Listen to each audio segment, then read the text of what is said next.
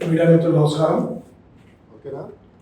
నిన్న తెలంగాణ జాగృతి అధ్యక్షురాలు కల్వకుంట్ల కవిత గారు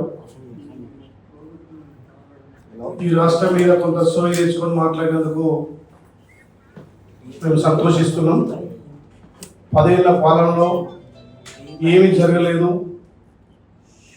అని ఒప్పుకొని ఈ తెలంగాణలో సామాజిక న్యాయం జరగలేదని చెప్పి రైతు బంధు విషయంలో ఇబ్బంది అయింది, భూమి లేని వాళ్ళు చాలా ఇబ్బంది పడరని చెప్పి గుర్తించినందుకు రాష్ట్ర తలసరి ఆదాయం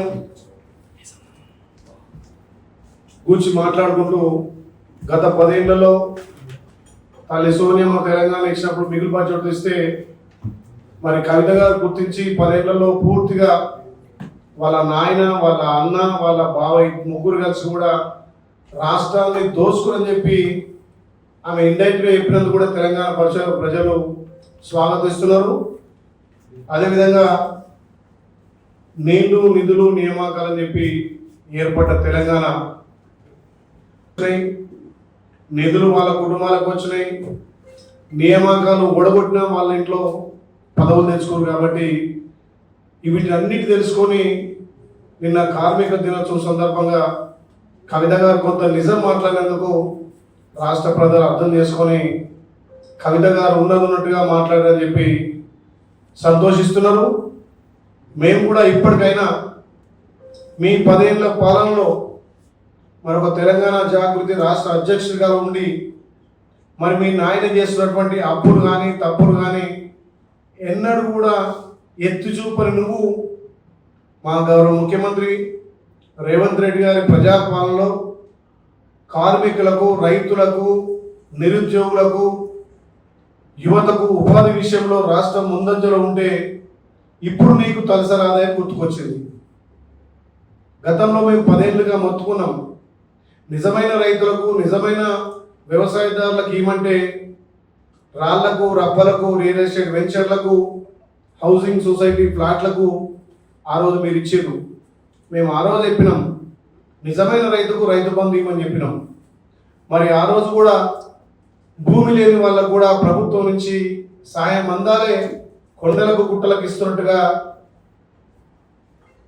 రాష్ట్ర సంపదను కొల్లగొట్టి మీ కుటుంబం బాగుపడ్డది అని చెప్పి ప్రజాపాలన ద్వారా మా గౌరవ ముఖ్యమంత్రి గారు భూమి లేని నిరుపేదలకు ఇందిరమ్మ ఆత్మీయ భరోసా ద్వారా కూడా వాళ్ళకు సంవత్సరానికి 12,000 ఇచ్చింది కాంగ్రెస్ పార్టీ. మీ నాయన చేయనటువంటి పనిని మా గౌరవ ముఖ్యమంత్రి ప్రజాపాలన ద్వారా మీ లెక్క కొండలకు, గుట్టలకు, వెంచర్లకు కాకుండా నిజమైన వ్యవసాయ రైతులకు, భూమి లేని వ్యవసాయ కూలీలకు కూడా ఇలా గుర్తించి మేము చేసినాం. ఇప్పటికైనా నువ్వు గుర్తించినందుకు మేము సంతోషపడుతున్నాం. తలసరి ఆదాయం గురించి మాట్లాడినాం. తెలంగాణ ఇచ్చినప్పుడు రాష్ట్రం మిగులు బడ్జెట్తో ఉండే ఈ 10 ఏళ్లలో మీ కుటుంబం పందికొక్కు లెక్క దోసుకొని ఈ తలసరి ఆదాయం వెనుకబడటంలో కారణం మీ కుటుంబం కాదా? మరి ఎందుకు మీ నాయనకి అప్పుడు నువ్వు చెప్పలేదు? నీకెందుకు అప్పుడు సోయి రాలేదు? జలయజ్ఞం పేరు మీద దోచుకున్నప్పుడు కానీ, మిషన్ భగీరథ పేరు మీద దోచుకున్నప్పుడు కానీ, రాష్ట్ర సంపదను మీ కుటుంబం దోచుకుంటే ఆ రోజు మాట్లాడే నువ్వు ఇవాళ తప్పు జరిగిపోయింది, ఇవాళ సామాజిక న్యాయం జరగలేదంటున్నావు. మరి 10 ఏళ్లలో మీ ఒక్క కుటుంబమే కదా దేశాన్ని, రాష్ట్రాన్ని పరిపాలించింది.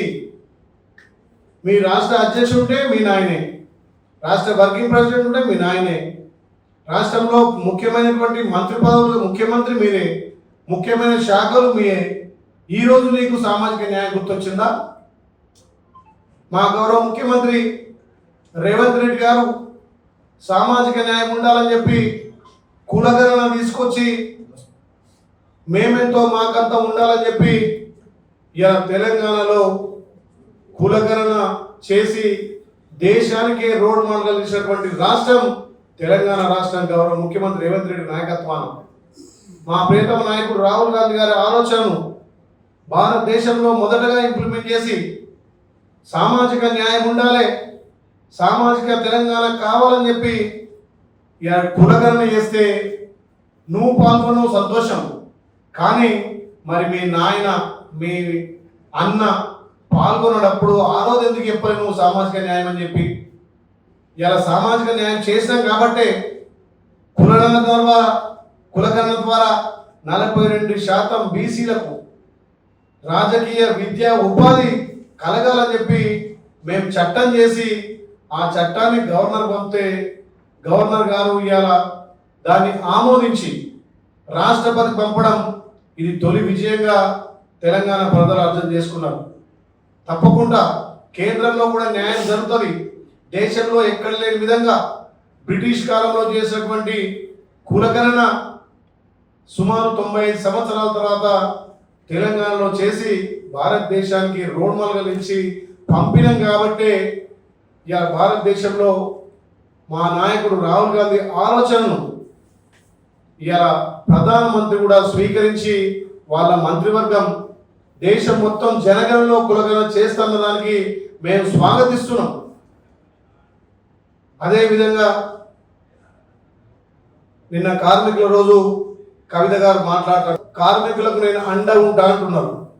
మరి మీ 10 ఏళ్ల పాలనలో కార్మికులు అన్యాయమైపోతుంటే, కార్మికులు నీరు గారిపోతుంటే మరి అప్పటి ప్రభుత్వానికి నువ్వెందుకు బాసటగా ఉండలేదు? అప్పుడు ప్రభుత్వంలో ఉన్నటువంటి కార్మికులకు నువ్వెందుకు బాసట ఉండలేదు?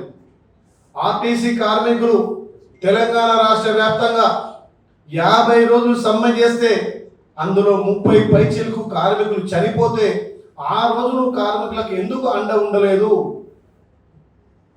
ఇలా కార్మికుల పట్ల నేను అండ ఉంటా అంటున్నావు, మరి కార్మికులకు ఎక్కడ కూడా నువ్వు అండ ఉండలే.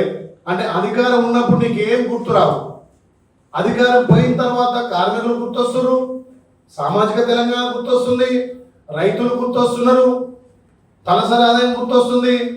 10 ఏళ్ళు మీ నాయన, మీ అన్న, మీ బావ అధికారం నుండి రాష్ట్రాన్ని జెలుగలుగా పీడిస్తుంటే మరి ఆ రోజు ఎందుకు?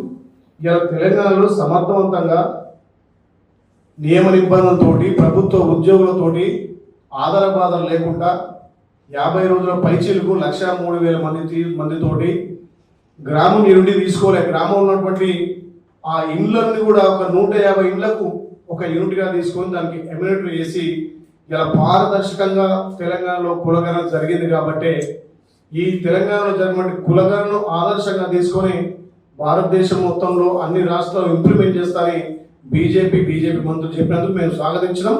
కానీ మీరు ఏ ఆధారంగా అంటే నేను ఏమంటున్నా, 1931 బ్రిటిష్ కాలంలో అయినటువంటి కులగణన తప్ప మీ తన ఏ లెక్కలున్నాయని మా లెక్కలు తప్ప అంటున్నారు. మీరు రేపు సర్వే చేస్తారు కదా, కేంద్రం సర్వే చేసినాక రాష్ట్ర సర్వేకు కేంద్రం సర్వేకు తేడా వచ్చినప్పుడు మీరు మాట్లాడండి. మేము ఎక్కడన్నా ఏ కులాన్ని తొక్కిపెట్టినామా, లేకపోతే మేము తప్పు చేసినామా? మీరు కులగణన జనగణనలో కులగణన చేర్చినాక మీ లెక్కలు బట్టి మా లెక్కలు చెప్పాలి. కానీ లెక్కలు తేలకముందుకే ప్రభుత్వాన్ని అబాసుపాలు చేయాలని చెప్పి ప్రభుత్వంకు మంచి ఆదరణ వస్తుంది. ఇలా భారతదేశంలో రేవంత్ రెడ్డి గారికి ఒక స్థానం వచ్చింది. ఇలా భారతదేశంలో తెలంగాణ రోడ్ మోడల్ తీసుకుంటారని చెప్పి ఈ కులగణన తప్పు, ఈ కులాన్ని తక్కువ చూపించారు, ఆ కులాన్ని ఎక్కువ చూపించారని చెప్పి అబద్ధ ప్రచారం మానుకోవాలి.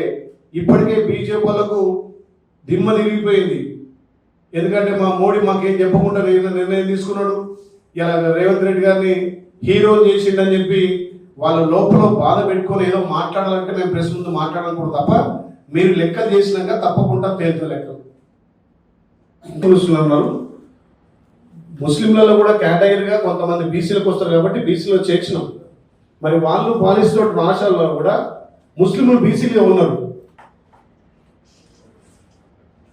కూడా ముస్లింలు బీసీలో ఉన్నారు.